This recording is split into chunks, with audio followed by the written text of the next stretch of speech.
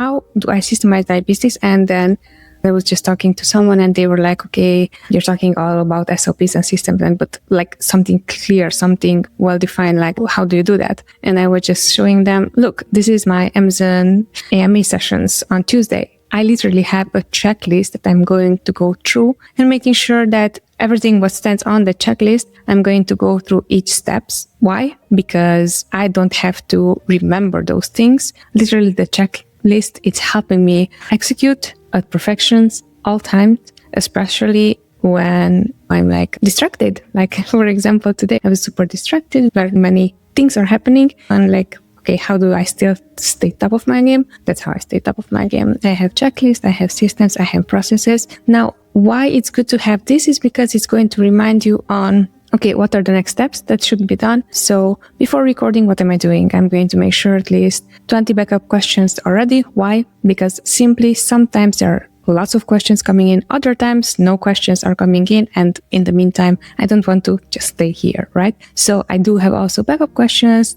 things that have been submitted a while or things that were asked by maybe my teammates or so on. So those would be considered the backup questions. Topic of the week selected. Today's topic of the week is what I'm just sharing right now is the how do I systemize even the AMA process, right? And then finish grooming, water and protein bar on the tablet, latest by 12:45. Here is my water. I didn't need it today, protein bar, because I just had a breakfast/lunch a few minutes back. But yes, even these things are important to have them in place, because if they're in place, then I know that I don't have to think of them anymore, right? Then tech setup, make sure that mic works. So I'm going to always check in. I'm going to always make sure that the USB is plugged in into my computer and then the light set up correctly. So I do have two lights that are coming from the two sides. So I have a pink light, I have a blue light, and I have a big boom light, or how it's called, in front of me. So I'm making sure that all those are set up correctly. The camera is angled correctly. Even if the camera, if the camera is angled like that, it's not correctly, right? So making sure that I am using the rule of thirds, making sure that I'm in the middle, because this one is streamed also in a vertical and horizontal format. So things like this,